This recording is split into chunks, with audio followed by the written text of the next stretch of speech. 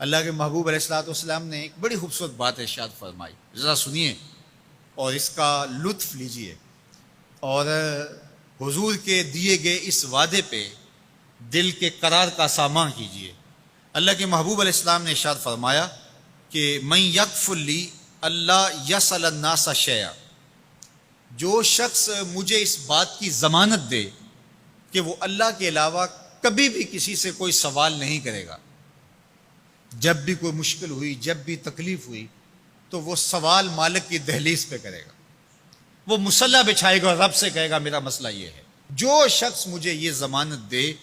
کہ وہ اللہ کی دہلیز پہ اپنے سوال رکھے گا، اللہ کے علاوہ کسی سے نہیں کہے گا،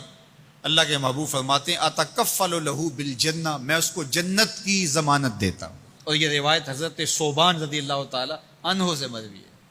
حضرت ثوبان نے جب حضور سے یہ فرمان سنا تو انہوں نے کہا حضور میں ضمانت دیتا ہوں، میں زندگی بھر اللہ کے علاوہ کسی سے سوال نہیں کروں گا۔ اور صحابہ نے پھر اس پہ عمل کر کے دکھایا۔ صحابی کا کوڑا گرتا ہے اور وہ بھی گھوڑے سے نیچے اتر کے خود اٹھاتا ہے، کہا جاتا ہے جناب آپ نے کہہ دیا ہوتا ہم اٹھا کے دے دیتے، کہا ہاں نہیں، ہم نے حضور سے عہد کیا تھا کہ اللہ کے علاوہ کسی سے سوال نہیں کریں گے۔ تو انہوں نے اتنا لحاظ رکھا اور اپنے وعدے کی پاسداری اس انداز سے بھی کی۔ تو یہ ہے وہ دولت جو کسی بندے کو اللہ صالح اعمال کے نتیجے میں عطا کرتا ہے۔ حضرت حسن بصری رضی اللہ تعالیٰ عنہ فرماتے ہیں کہ یہ کسی شخص کا ضعیف یقین ہے کہ جو اس کے پاس موجود ہے اس پر اس کو اعتماد ہے، اور اس کا جو حصہ اللہ کے پاس موجود ہے اس پر اس کو اعتماد نہیں ہے۔ دیکھیے ایک شخص کے پاس کچھ پیسے موجود ہوں،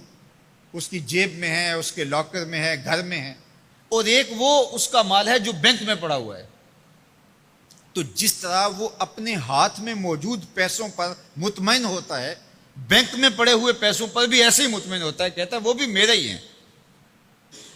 تو جو شخص بینک میں پڑے ہوئے پیسوں پر تو مطمئن ہے، گھر میں موجود رقم پر تو مطمئن ہے، اس کے ہاتھ میں اس کی جیب میں جو ہے اس پر تو مطمئن ہے،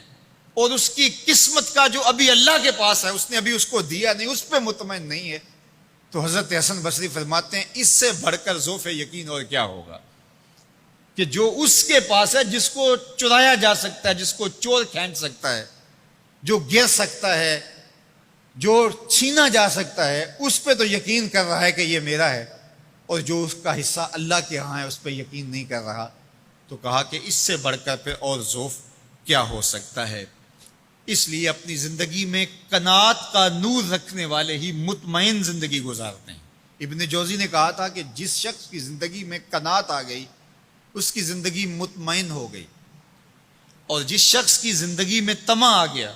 اس کی زندگی گھٹن کا شکار ہوگی، اذیت کا شکار ہوگی۔ حضرت سہل بن سعد الساعدی رضی اللہ تعالی عنہ سے یہ روایت مروی ہے کہ ایک شخص حضور کی خدمت میں آیا